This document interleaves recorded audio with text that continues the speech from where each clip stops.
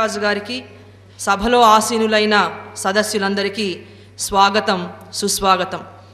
కింద మద్రాసు, ముంబై, ఢిల్లీ ప్రాంతాల నుంచి అనేక మంది పండితులు, కవులు, రచయిత్రులు ఈ సదస్సులో పాల్గొన్నారు. ఈ సదస్సులో 9 గ్రంథాల ఆవిష్కరణ జరిగింది. ఉపాధ్యాయులకు సన్మానం జరిగింది. మణిభావలహరి అనే CD ఆవిష్కరణ కూడా జరిగింది. సాహిత్య అంశాల గురించి, భాషాంశాల గురించి, ప్రపంచీకరణ, మన తెలుగు సాహిత్యం భాష పైన చూపుతున్నటువంటి ప్రభావాన్ని గురించి, ఇలా అనేక అంశాలను గురించి సాహితీవేత్తలు, పండితులు, కవులు, రచయిత్రులు అందరూ కూడా ఇందులో పాల్గొని చర్చించారు. దాదాపు 100 మంది ఈ సదస్సులో పాల్గొన్నారు. ఈ సదస్సుని నిర్వహించవలసిందిగా శ్రీ చిట్టన్ రాజు గారిని ఆహ్వానిస్తున్నాం.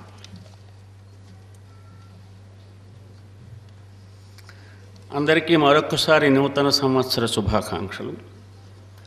నిన్న ఇవాళ జరిగిన విశేషాలను బట్టి నాకు ఖచ్చితంగా సంవత్సరం తెలుగు చరిత్రలో సాహిత్యానికి, తెలుగు భాషకి నూతన సంవత్సరం, నూతన శకాన్ని ప్రారంభించింది అని నాకు ఆశ, ప్రారంభిస్తుంది అనే ఆశ. ఇప్పుడు అందరికీ చాలా ఆహ్లాదకరమైనటువంటి, చాలా మంచి విషయం. 2 మహానుభావుల్ని, వారి సతీమణులని ప్రపంచంలో ఉన్న తెలుగువారి అందరి తరఫున సన్మానిస్తున్నాం. మీరు అనుకున్న పద్ధతిలో ఈ సన్మానం ఉండకపోవచ్చు. అంచేత సన్మానం జరిగిన పద్ధతే సరైన పద్ధతి అని మీరు అనుకోవాలని నా భావన. ఈ సమావేశం, ఈ సత్కారం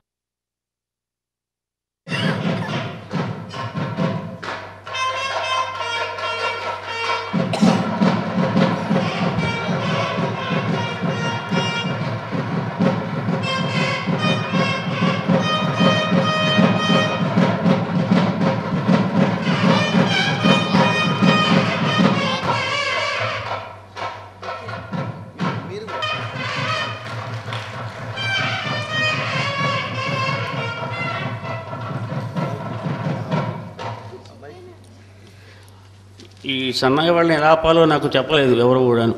వాళ్ళు అలా వాయించుకుని పోయే అవకాశం ఉంది. అని చేత మీరు క్షమించండి ఏమైనా తేడా పడాలి వస్తాయని. ఈ సన్మానంలో మొదటి అంశం శృతి ఒక 3 వాక్యాలు చెబుతుంది. కారణం చెబుతాను.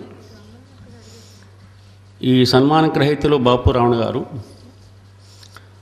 గత 6 తరాలుగా తెలుగు ప్రజల్ని ఒక కొత్త దారిలోకి మళ్లించారు. రాబోయే 6000 తరాల వరకు కూడా ఆ కొత్త తరహా వారి ముద్ర నిలబడి తీరుతుంది. అందుచేత భావితరాల తరఫున బాపు రావణల సాహితీ ప్రతిభ ఎటువంటిదో భావితరం వ్యక్తి శృతి వంగురి చెప్తుంది. ఆ సేతు సీతనగ పర్యంత అఖండ పవిత్ర భారత ధారుణి పుత్రాగ్ర గణ్యులారా, సాధు సద్గుణ సభ్యులారా, సహృదయులారా, మాట్లాడిన మాట మాట్లాడకుండా మాటలకే మాటలు నేర్పిన మేధావులు ఈ 2 రోజులు మీ ముందు మాట్లాడిన తరువాత సాధారణంగా నేను మాట్లాడే మాటలను మనస్ఫూర్తిగా మన్నిస్తారని ఆశిస్తూ ప్రప్రథమంగా సభాకల్పతరు వందే వేద సాకోపజీవనం శాస్త్ర పుష్ప సమాయుక్తం విద్వద్భ్రమర శోభితుం అని సభా నమస్కారం చేయడం సంప్రదాయంగా భావిస్తూ సమంజసంగా తలుస్తూ బాపు రమణ తాతగార్ల జంట సాహితీ షష్ఠిపూర్తి కార్యక్రమానికి విచ్చేసిన మీ అందరికీ పేరు పేరున శిరస్సు వంచి నమస్సుమాంజలి తెలియజేసుకుంటున్నాను. నా పేరు వంగూరి శృతి. నేను 6వ తరగతి విద్యార్థినిని. మాది తణుకు. హాస్యమందు అరుణ అందవేసిన కరుణ బుడుగు వెంకటరమణ ఓకూనలమ్మ కొంటె బొమ్మల బాపు కొన్ని తరముల సేపు గుండె ఊయలలూపు ఓకూలనమ్మ అంటూ మన అభ్యుదయ కవి ఆరుద్ర గారు బాపు రమణ తాతగారులను తమ కూనలమ్మ పదాలతో కొనియాడటం మీ అందరికీ సుపరిచితమే. కానీ నేనంటాను, కమనీయ పదాల రమణీయ అర్థాల మృదు మధుర భావాల మేళవింపు, రమణ తాత రచనలు రమణీయ కావ్యాలు, తెలుగువారి మదిలో మిదిలే నిత్యమధుర జ్ఞాపకాలు.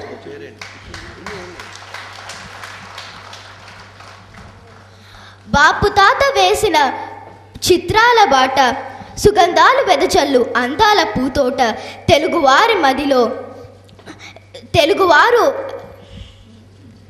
తెలుగు జాతి అంతా గర్వించదగినంత. ఆఖరిగా ఒక్క మాట, సమతా మమతల సాన్నిధ్య సారథులు, ఇంతమంది పెద్దల ముందు నిలబడి మాట్లాడి సాహసం చేసే అవకాశాన్ని కల్పించినందుకు శ్రీ వంగూరి చిట్టెన్ రాజు గారికి, శ్రీ వంశీ రామరాజు గారికి నా వంతు ధన్యవాదాలు తెలియజేసుకుంటున్నాను.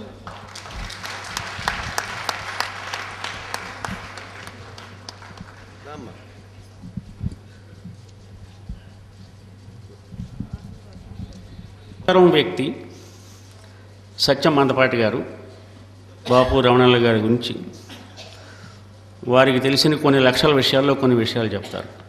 సత్యం మందపాటి గారు. నమస్కారం. అనగా అనగా గోదావరి జిల్లాలో ఒక బాపు, ఒక రమణ. రమణది తూర్పు, బాపుది పడమర. ఈ తూర్పు పడమరలని కలిపి ఇన్నాళ్ళు ఇన్నేళ్ళు మనకి హాయిగా హుషారుగా అన్నిటికీ మించి స్వచ్ఛంగా నవ్వుకునే అదృష్టం మొట్టమొదటిసారిగా కలిగించింది ఆల్ ఇండియా రేడియోలో బాలానందం కార్యక్రమం నిర్వహించిన రేడియో అన్నయ్య న్యాయపతి రాఘవరావు గారు, రేడియో అక్కయ్య కామేశ్వరి గారు. వారు నడిపిన బాల పత్రికలో 1946లో బాపు వేసిన బొమ్మ, రమణ గారు వ్రాసిన కథ ప్రచురింపబడి బాపు రమణల శకానికి ప్రారంభోత్సవం జరిగింది. అప్పటి నుంచి ఇప్పటిదాకా అంటే షష్ఠి పూర్తి జరుపుకొని అంటే 60 సంవత్సరాల సేపు తెలుగు భారతి బాపు బొమ్మల అందంగా రమణ హాస్యంతో గలగల పారుతున్న గోదావరిలా చరిత్రని నడిపిస్తున్నది, కలకాలం నడిపిస్తుంది.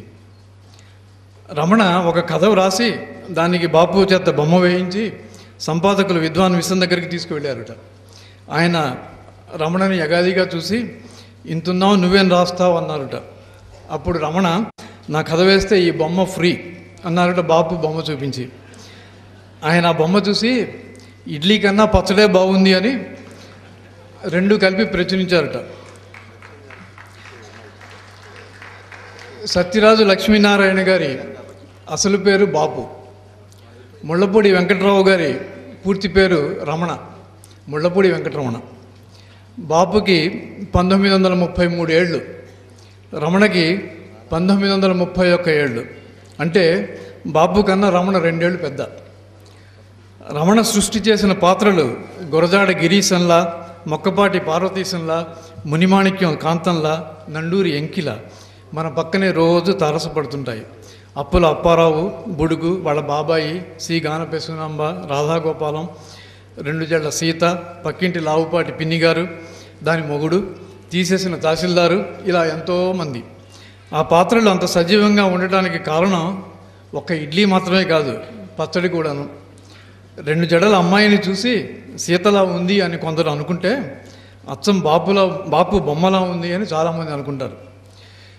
బాపు రమణలు మన జీవితంలో రోజు కనపడే పాత్రలతో గొప్ప హాస్యం సృష్టించి మనల్ని పాడు చేశారు. ఆంధ్రాలోనే కాదు, అమెరికాలో ఉన్నా కూడా ఎప్పుడో ఎక్కడో ఎవరితోనో మాట్లాడుతున్నప్పుడు హఠాత్తుగా ఆ సంఘటనలకు సంబంధించిన వాళ్ళ జోకు ఏదో గుర్తుకు వచ్చి నాలో నేనే నవ్వుకుంటుంటాను. అది చూసి నన్ను పిచ్చి శంకరయ్య అనుకునే అవకాశం కూడా ఉంది. ఉదాహరణకి విమానం ఎక్కినప్పుడల్లా నాకు పైలట్ విమానం తోలేవాడిలా కనిపిస్తాడు, కానీ పైలట్లా కనిపించడు. ఎవరన్నా చిన్నపిల్లాడు రోడ్డు మీద ఏదైనా వెతుకుతుంటే, ఏంతమ్మా ఎతుకుతున్నావు అని అడిగే పెద్ద మనిషి, ఎద్దులా ఉన్నావు సరిగ్గా మాట్లాడలేవు అనే కుర్రాడు గుర్తొస్తారు. అలాగే రోడ్డు మీద అందమైన అమ్మాయిల్ని తల తిప్పి చూస్తూ నడుస్తున్నవాడు కనిపిస్తే, రేయ్ జరగరా జరుగు ఇంకోటి వస్తున్నాడు, కార్టూన్ గుర్తొస్తుంది. అలాగే ఏదైనా అవకతవక సినిమాకి వెళ్తే సినిమా అవగానే నాకు బస్సు మనకి అనిపిస్తుంది ఎందుకో.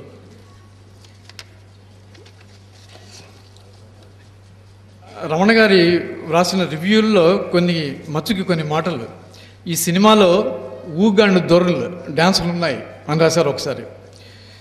అలాగే నాకు బాగా నచ్చింది రమణ గారిలో ఏమిటంటే, చాలా ఆశ్చర్యం కలిగించేది, సరదాగా వ్రాస్తూనే హఠాత్తుగా ఒక రాజకీయ సాంఘిక మానవతావాదంతో చెంప చెడుమనేలా కొట్టి మరిచిపోకుండా చేసే రచనా చాతుర్యం.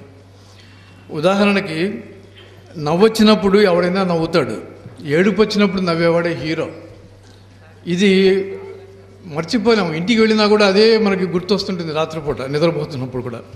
సిఫార్సులతో సంసారాలు చక్కబడవు. పగటి కళ అనేది మనిషికి దేవుడిచ్చిన వరం. మనసులో పేరుకుపోయిన దురాశలని, నిరాశలని అందని ఆశలుగా పరిమార్చివేసే మందు. మితంగా సేవిస్తే కండకు గుండెకు పుష్టినిచ్చే దివ్యౌషధం. అట్లాగే టైం గురించి రాస్తారు. టైము అనగా కాలము, చాలా విలువైనది. బజార్లో మనం మిరపకాయలు కొనగలం, చింతపండు కొనగలం, ఇడ్లీలు కొనగలం, కిడ్నీలు కొనగలం, గొడుగులు గోంగూర కొనగలం, బాల్చీలు లాల్చీలు కొనగలం. కానీ కాలాన్ని మాత్రం కొనలేం. కాలాన్ని వృధా చేయడం క్షమించరాని నేరం. ఇది నా అనుభవంలో కూడా నేను నేర్చుకున్న పాఠం అది. ఇంకొకటి నన్ను బాగా కదిలించినది, వారానికి ₹1 ఇస్తే రోజు హోటల్ భోజనపు ఎంగిలాకులన్నీ నువ్వు వచ్చే వరకు ఉంచి రాగానే నీకు పడేస్తా అంటాడు. రమణ బాపులకి సమాజ స్పృహ లేదు, ఊరికే నవ్వించడమే వాళ్ళు అనుకునే వాళ్ళకి ఇది చూస్తే తెలుస్తుంది సామాజిక స్పృహ ఎంత కనిపిస్తుందో అని దీంట్లో. అదే కాదు, ఆకలేస్తే కేకలే వేయక్కర్లేదు, జోకులు కూడా వేయచ్చు అని నిరూపించారు రమణ గారు.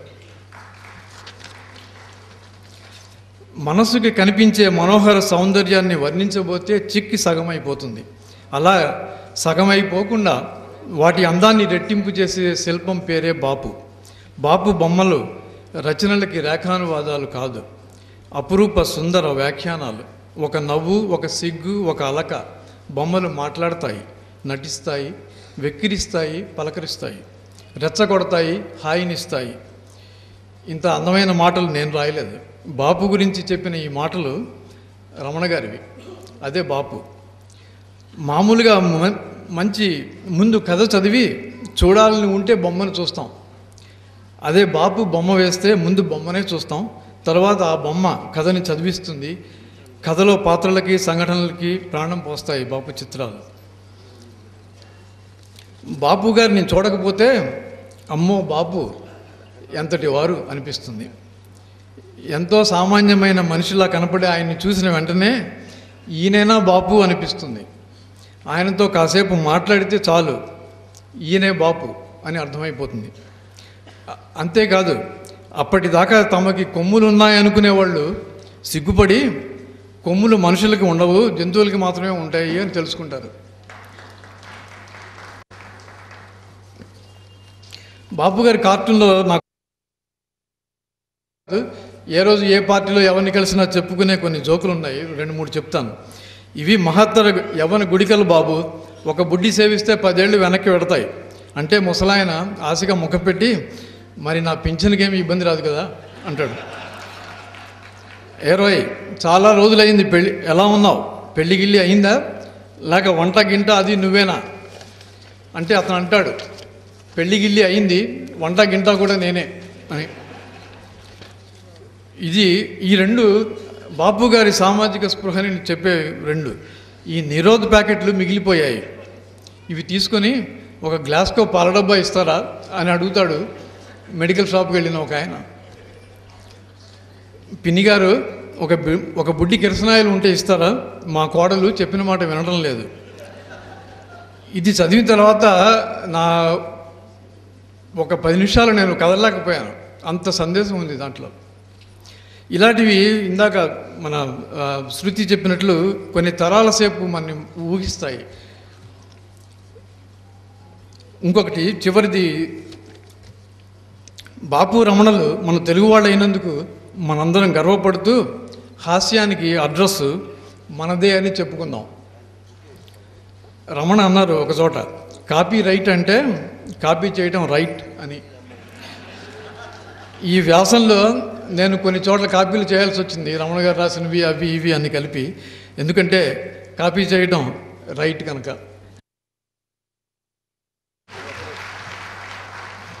ధైర్యంగా ఏదైనా చెప్పగలరు సచిన్ గారు. సార్ కూర్చోండి, మీరు మీకు పుష్పగుచ్చం.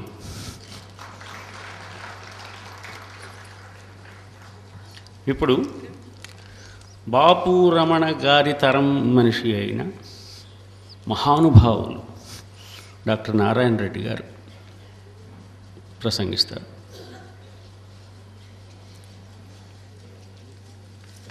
కింద పడిపోతాయి.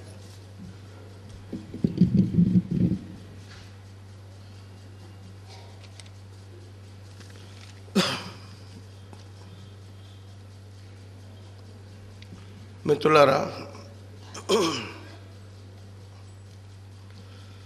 2 రోజులుగా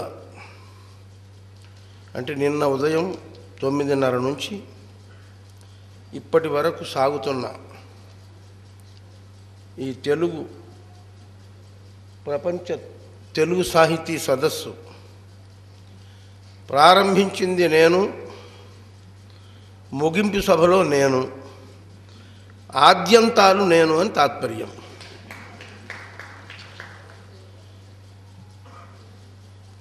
ఇవాళ ప్రత్యేకంగా బాపు రమణ మైత్రీ షష్ఠిపూర్తి మహోత్సవం 60 ఏళ్ళు జంట అన్నారు. వంగూరు చిట్టనరాజు అన్నాడు, ఆయన కొంచెం హాస్యప్రియుడు కాబట్టి జంట అన్నాడేమో, కానీ జంటలు వేరే ఉన్నాయి. భార్యాభర్తలు జంటలు, ఇద్దరు కవులు అయితే జంట కవులనే పేరుంది. పింగళి నాగేంద్రరావు దాన్ని హేళనగా వాడాడు. ఇంటా బయట జంట కవుల వలె అది మా బాపు రమణలకు వర్తించదు. కాబట్టి నా పద్ధతిలో దాన్ని మైత్రీ షష్ఠిపూర్తి మహోత్సవం అన్నాను. 60 ఏళ్ళుగా వాళ్ళు మిత్రులు, ఆబాల్య మిత్రులని చెప్పుకోవచ్చు. ఇందులో రమణ గారు, నేను ఈ తెలుగు సినిమా పుట్టిన సంవత్సరం పుట్టాం 1931లో.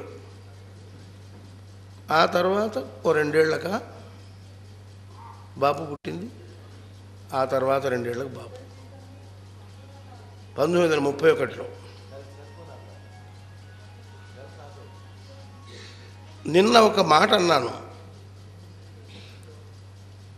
రమణ బాపు. రమణ రాత, బాపు గీత. ఈయన రాతకాడు, ఆయన గీతకాడు. అంటే గీతకాడు అంటే గీత కార్మికులు కాదు ఇక్కడ. ఇద్దరూ కలిసి ఒక చిత్రాన్ని నిర్మిస్తే వాళ్ళు కథావత్ గీతాకారులు అవుతారు. కథ గీత, భగవద్గీత బదులు అంటున్నాను నేను.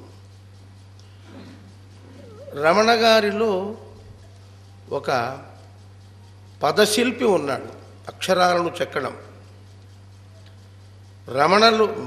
బాపు గారిలో చిత్రశిల్పి ఉన్నాడు, రమణలో పదశిల్పి ఉన్నాడు.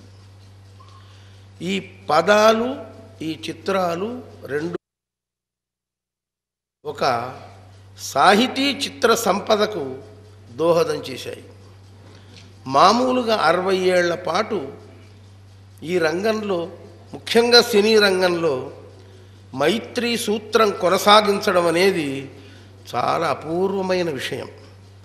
ఎవరికి వారే నేను గొప్ప, నేను గొప్ప, నా కథ లేకపోతే బాపు దర్శకత్వం చేసేవాడా, అంటే నేను దర్శకుడినిగా చేయకపోతే కథ రాణించేదా అనుకునే రోజుల్లో ఒక కథా సంభాషణ, ఒక దర్శకుడు, ఇద్దరి ఒకటి విడిగా కథారచయితగా ఒక సమర్హమైన స్థానం సాహిత్య రంగంలో రమణకుంది. చిత్రకారుడుగా, కార్టూన్ చిత్రకారుడుగా బాపు బొమ్మ అనేది తెలుగు సినిమా పాటల్లో, కూనలమ్మ పదాల్లో బాపు బొమ్మ అనే మాట ఎక్కింది. కానీ చిత్రకారుడుగా వీరిద్దరూ కలిసి మొదటిది సాక్షితో ప్రారంభించారు ఇద్దరు. వీళ్ళు ఎప్పుడూ తీసిన సాంప్రదాయికంగా గతానుగతికంగా సాగిపోయే చిత్రాలు కాదు, ప్రయోగాత్మక చిత్రాలే తీశారు. ఆ రోజు కృష్ణతో అక్కినేని నాగేశ్వరరావు గారు వేయవలసినంత గొప్ప పాత్ర కృష్ణతో వేయించి రాణింపజేశారు. అది వాళ్ళిద్దరి ప్రత్యేకత. అక్కినేనితో తీశారు, రామారావుతో తీశారు.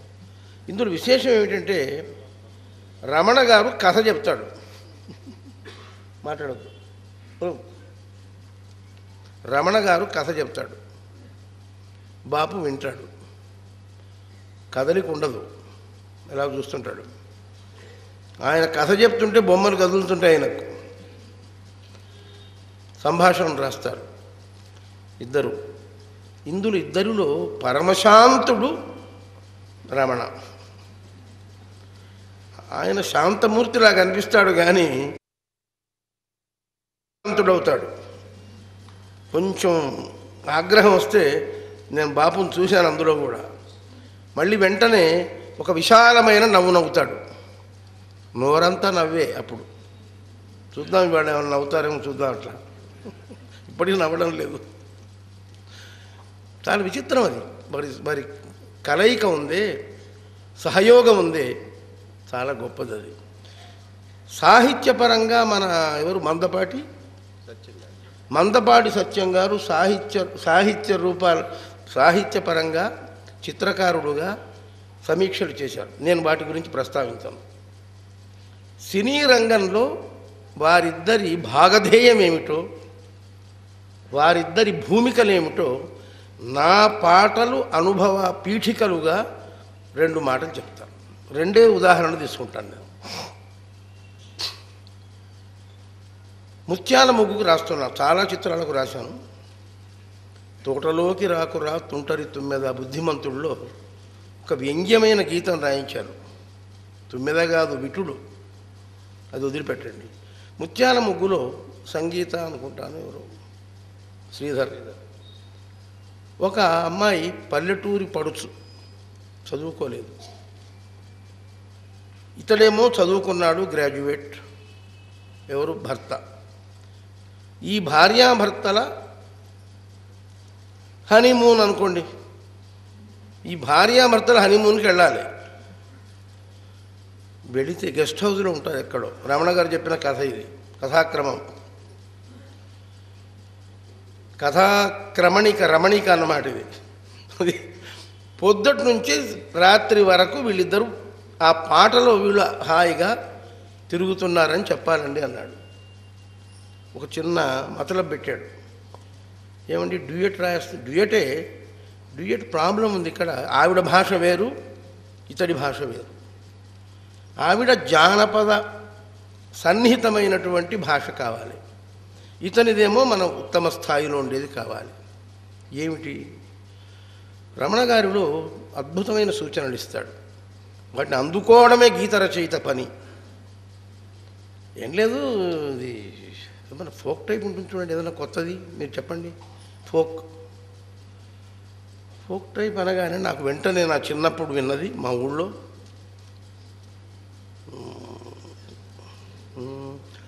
గోగులు పూసే గోగులుగా సేవో లచ్చ గుమ్మడి, గోగులు దులుప ఎవ్వరు లేరు ఓ లచ్చ గుమ్మడి అన్నాను.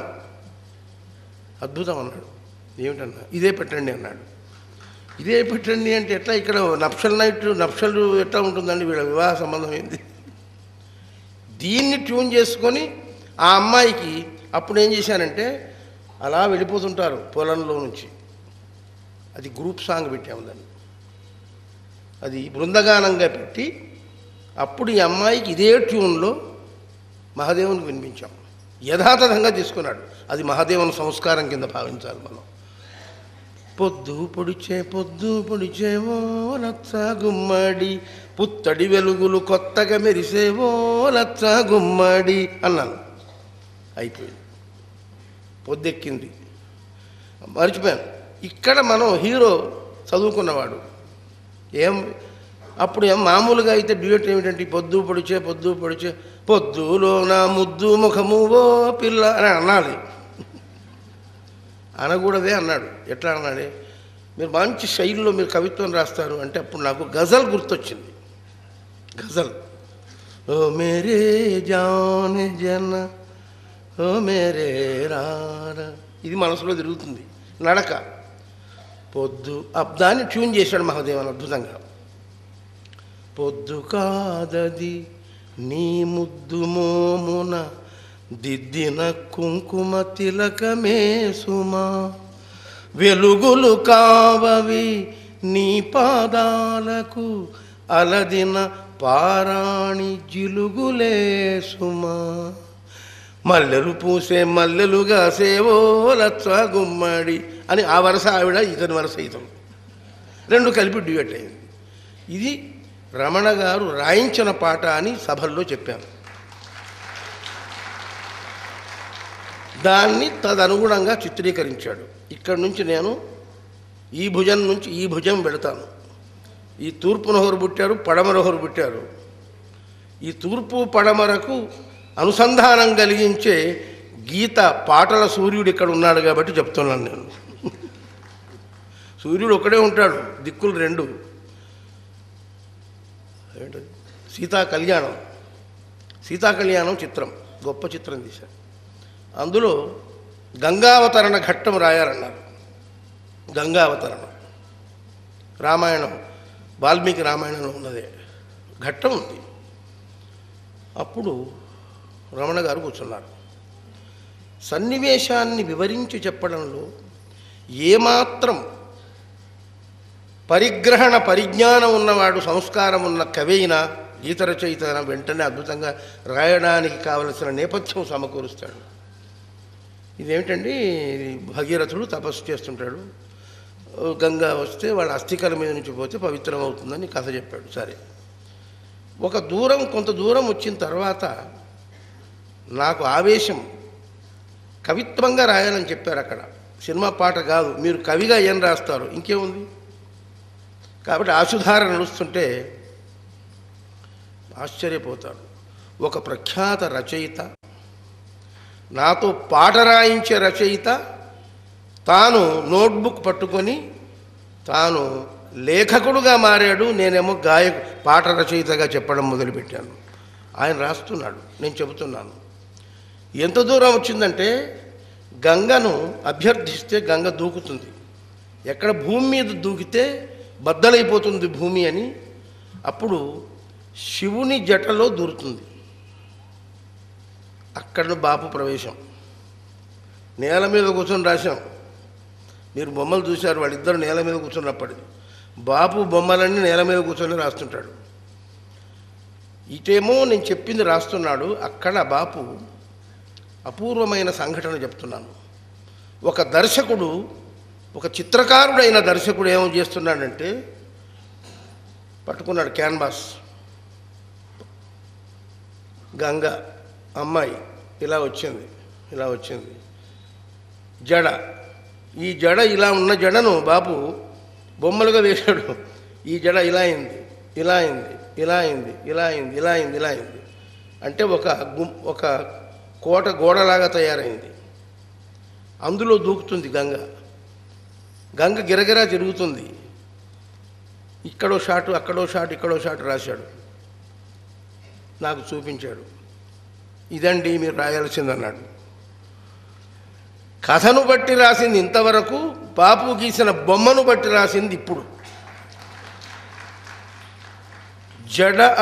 జడయను అడవిని, జడ అని అడవి దిక్కు లేకుండా తిరుగుతుందని, జడయను అడవిని సుడివడి ముడివడి జాడ ఎరుంగనిదై, ఒక పరి అటు చని ఒక పరి ఇటు చని ముఖమే చెల్లనిదై, అగుపించని ఆ గగన గంగకై ఆక్రందించ భగీరథుడు,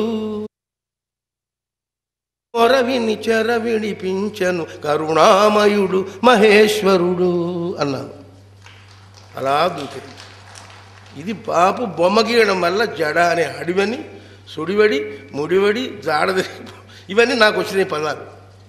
అక్కడ నుంచి కదిలింది గంగ, కదిలి ఉప్పొంగింది గంగ అని ధారావాహికంగా రాస్తుపోయాను. ఈ రెండు మత్సు కంటే ఒక దర్శకుడు అనేవాడు కేవలం షార్ట్ టేక్ అండ్ కట్ కాదు. దర్శకుడైన వాడు అన్ని సాంకేతిక శాఖలతో అత్యంత ప్రమేయం కలిగి ఉన్నవాడు కావాలి. ఒక కథారచయిత అయిన వాడు అవసరమైనప్పుడు కథోచితమైనటువంటి గీతాలను రాయించుకునే సమర్థత ఉన్నవాడు కావాలి. ఆ రకంగా గీత రచయితగా నేను వాళ్ళ మీ ముందు నిలబడింది. వాళ్ళిద్దరూ ఏ రకంగా పాట రాయించుకునేవారు, పాట రాయించుకునేవాళ్ళు, పాట చిత్రీకరించేవాళ్ళు. అలాంటి బాపు రమణల మైత్రి షష్ఠిపూర్తి మహోత్సవంలో నేను మాట్లాడే అవకాశం ఈనాడు జరిగినందుకు నేను వంగూరి చిట్టెనరాజుని అభినందిస్తూ, వంగూరి చిట్టెనరాజుకి అతను సహయోగిగా పనిచేస్తున్న మా వంశీ రామరాజును కూడా అభినందిస్తూ సెలవు తీసుకుంటున్నాను.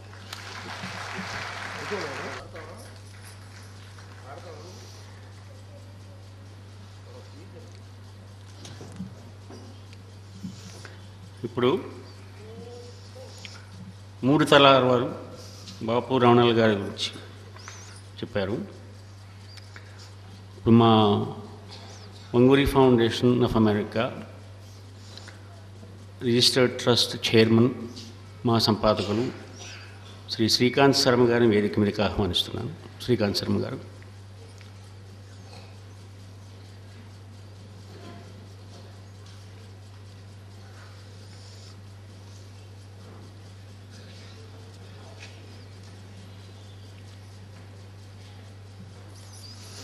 ఇప్పుడు ఆత్మీయ మిత్రులు పద్మభూషణ్ డాక్టర్ వరప్రసాద్ రెడ్డి దంపతులను వేదిక మీదకి ఆహ్వానిస్తున్నాను.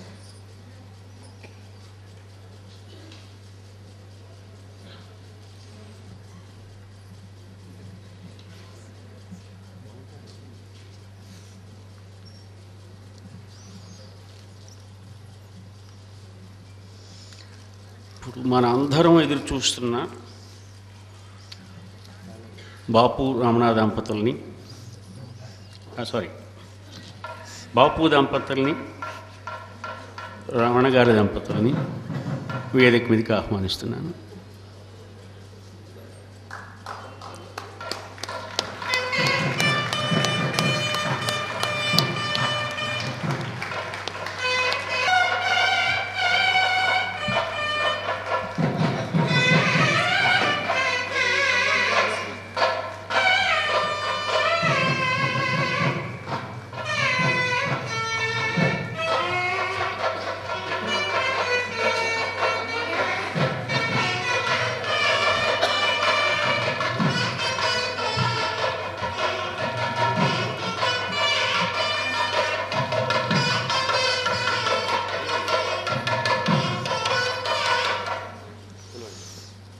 బాపు గారి ధర్మపత్ని భాగ్యవతి గారిని,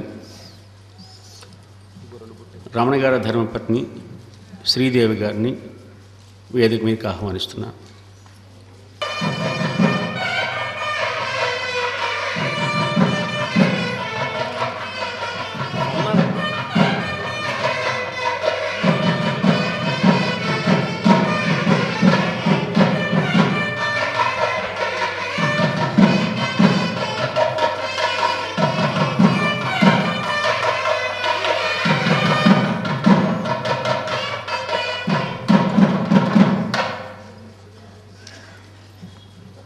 బాపు రమణ గారు సాహితీవేత్తలుగా మా వంగూరి ఫౌండేషన్ తరఫున వారిద్దరికీ ఇష్టమైనటువంటి ఒక బహుమానం మా Vanguri foundation of America vice chairman Rachana Sai గారు అందిస్తారు. రచన సాయి గారు.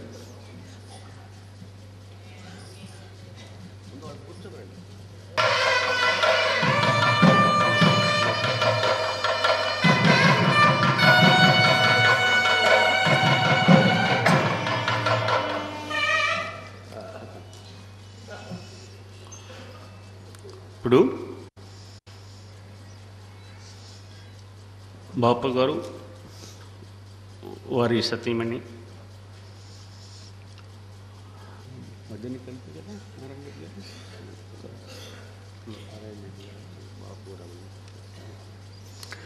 ఇప్పుడు డాక్టర్ నారాయణ రెడ్డి గారు బాపు గారిని, రమణ గారిని సత్కరిస్తారు.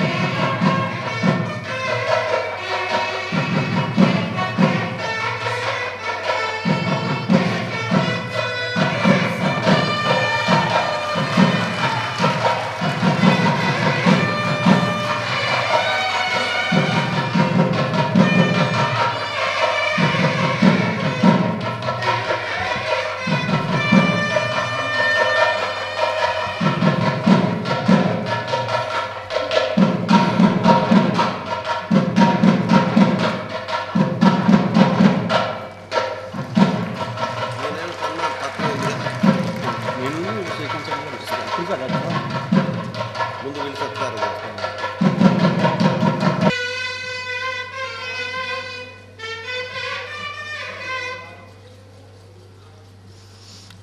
ఇప్పుడు వరప్రసాద్ రెడ్డి దంపతులు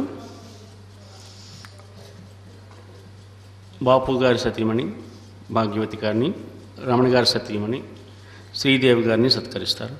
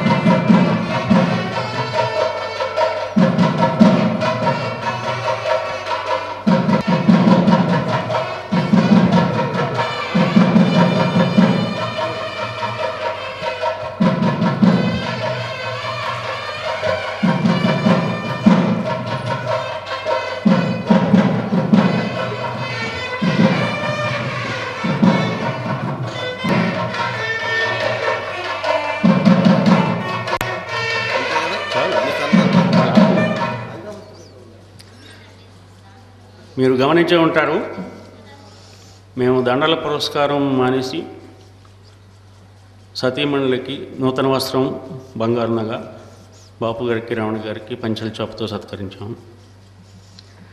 ఈ సన్మానంలో ఆఖరి అంశంగా పొంగూరి ఫౌండేషన్ తరఫున బాపు గారికి, రమణ గారికి సన్మాన పత్ర జ్ఞాపిక మా చైర్మన్ అందరికీ శ్రీకాంత్ శర్మ గారు, మీ అందరికీ సేవకునైన నేను అనగా వంగూరి చిట్టనరాజు సమర్పిస్తాం.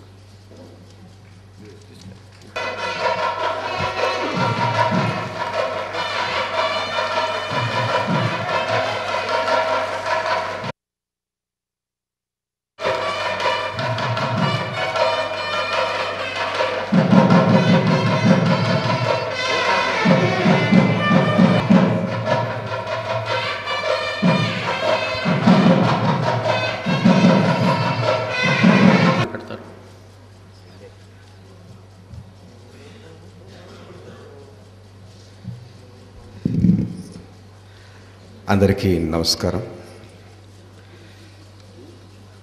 ఇద్దరే గనక రెండే మాటలు, బాపు గారు, రమణ గారు.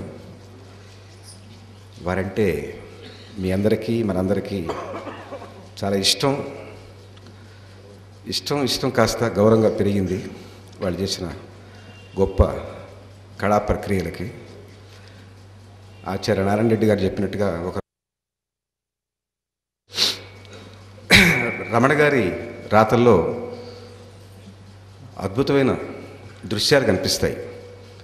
ప్రబంధ నాయకి నుంచి నండూరి వారి ఇంకి వరకు ఆయన రచనలో బాపు గారు గీసిన బొమ్మల్లా కనిపిస్తాయి. అదే రకంగా బాపు గారు గీసిన గీతల్లో అనేక కావ్యాలు తోస్తాయి మనకు. రమణ గారు రాయగలిగినటువంటి అనేక కావ్యాలు. అందువల్ల వాళ్ళు కలిసిమెలిసి 60 ఏళ్లుగా చేసిన కృషిలో ఒకరిలోకొకరు చొచ్చుకుపోయారు. ఒకరి రాతలో గీత ఉంది, ఇంకొకరి గీతలో రాత ఉంది. కలిసిమెలిసి 60 ఏళ్ళు వాళ్ళు చేసిన ఈ గొప్ప కళా ప్రక్రియకు మనందరం ధనులం, కృతజ్ఞులం. వాళ్ళని సదా స్మరిస్తూ వాళ్ళకి భగవంతుడు ఆ దంపతులకి, బాపు దంపతులకి, రమణ దంపతులకి